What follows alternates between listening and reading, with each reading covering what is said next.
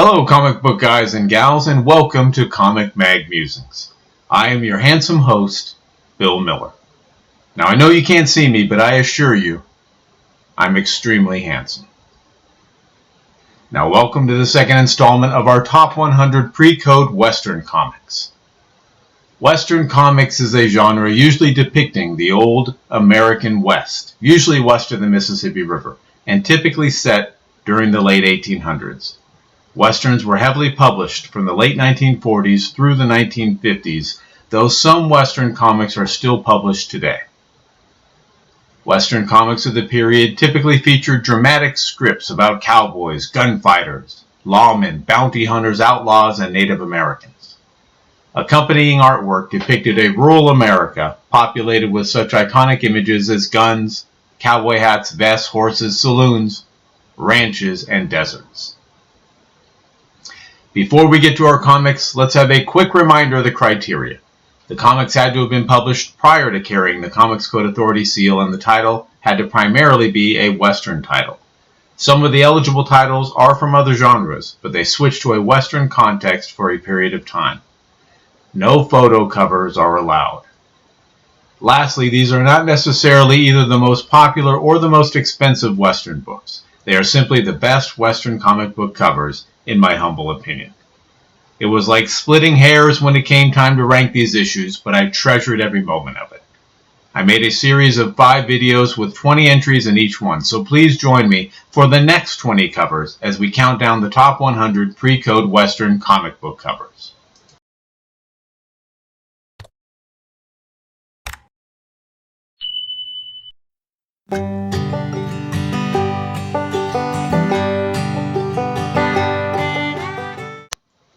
Alright, starting off our list at number 80, we have Outlaws, issue number 5, from DS Publishing.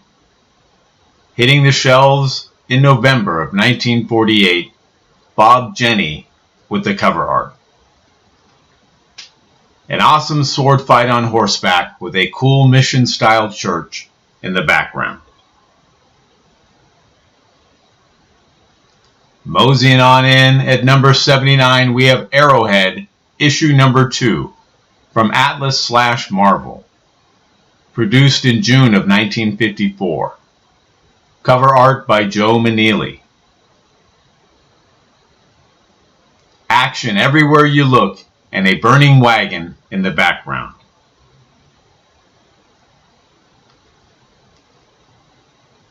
Shooting on in at number 78 is Gunfighter, issue number 11, from EC Comics. Published in September of 1949. Cover art duties handled by Graham Ingalls. Flying Lead, a damsel in distress, and a very interesting perspective make this a great cover. Spurring on in at number 77, we have Ranger Comics, issue 47, from Fiction House. Hitting the stands in June of 1949. Cover art chores handled by Bob Lubbers. A classic cover featuring Firehair going toe-to-toe with her attacker. The village is burning in the background, and the horse is a dentist's dream. At number 76 is All Western Winners, issue number 3, from Atlas/Marvel. Out in February of 1949. Cover art by Sid Shores. A majestic image of the Black Rider rearing back on his horse.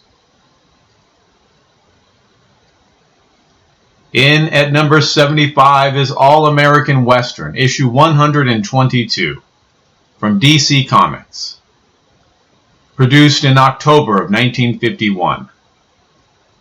Cover art by Alex Toth. Sabers or foils on horseback and a damsel in a red skirt make this a memorable cover. Galloping in at number 74 is Blazing West, issue number 18, from ACG. Published in July of 1951. Cover art by Ogden Whitney. A damsel in a red dress is hoping to be rescued before being hit by a train that is bearing down on her and her rescuer.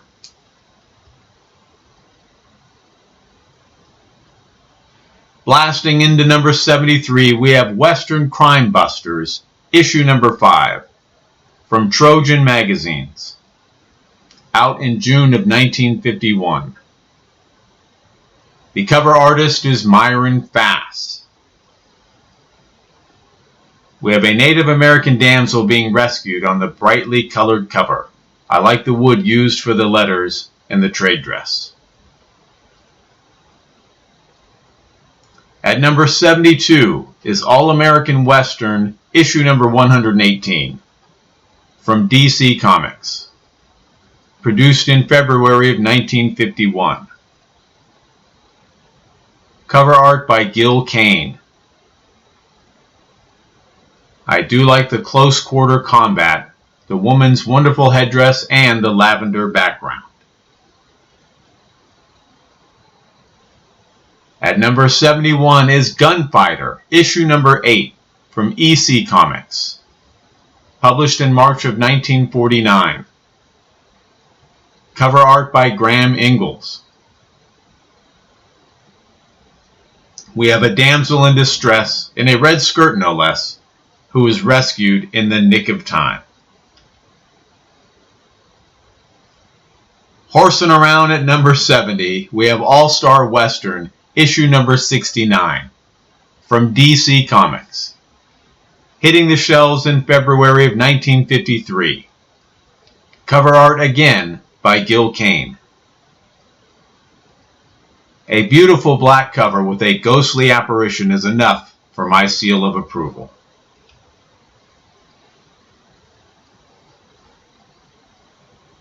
Firing in at number 69 is Firehair Comics, issue number 2, from Fiction House, published in December of 1949. Cover art chores handled by Jack Kamen. Here we have Firehair partially shielding herself with a wagon wheel while her 6 shooters ablazing.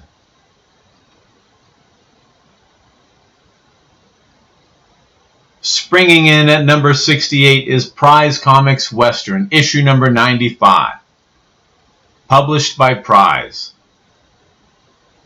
hitting the stands in September of 1952. The cover artist is John Severin. I love the wonderfully colorful outfits and the feverish action of this cover.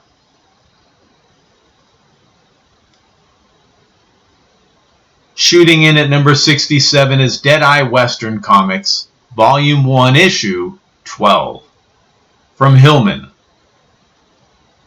hitting the shelves in October of 1950. Cover art duties handled by Bob Fujitani.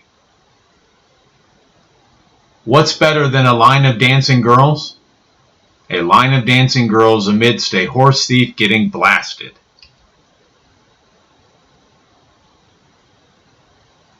Firing in at number 66 is Gunfighter, issue number 14, from EC Comics, out in March of 1950.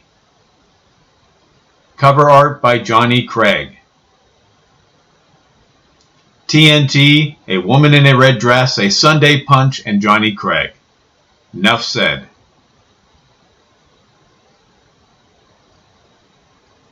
Moseying on in at number 65, we have Western Fighters, Volume 4, Issue number 4, from Hillman, published in September of 1952.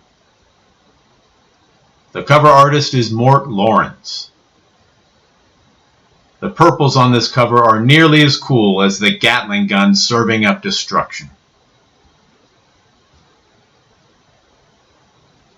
At number 64 is Ranger Comics issue 52 from Fiction House, published in April of 1950.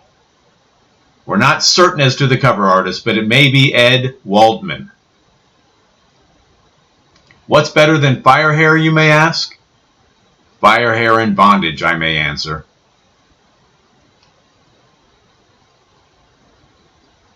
Galloping in at number 63 is Western Bandit Trails, issue number 3, from St. John, out in July of 1949. Cover art by Matt Baker. A red skirt is front and center with this bad girl art.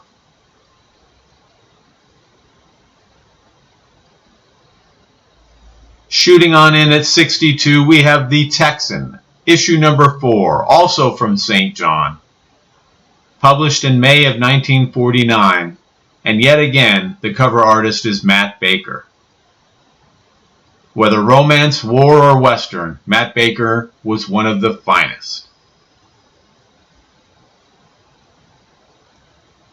Finishing our list for today at number 61, we have Straight Arrow, issue number 36, from Magazine Enterprises, out in May of 1954. Cover art by Fred Meager. The black background really sets off the flaming village. The destruction is visceral. And that will do it for numbers 80 through 61 as we count down the top 100 pre-code Western comics. I hope you enjoyed the video, and I hope you got to see some books you either haven't seen before or you haven't seen in quite some time. Please leave a comment and tell me your thoughts. Do I have some ranked too high or too low? Were there some that shouldn't have made the list at all? I'd love to hear your feedback, and don't forget to join me for the next installment as we count down numbers 60 through 41.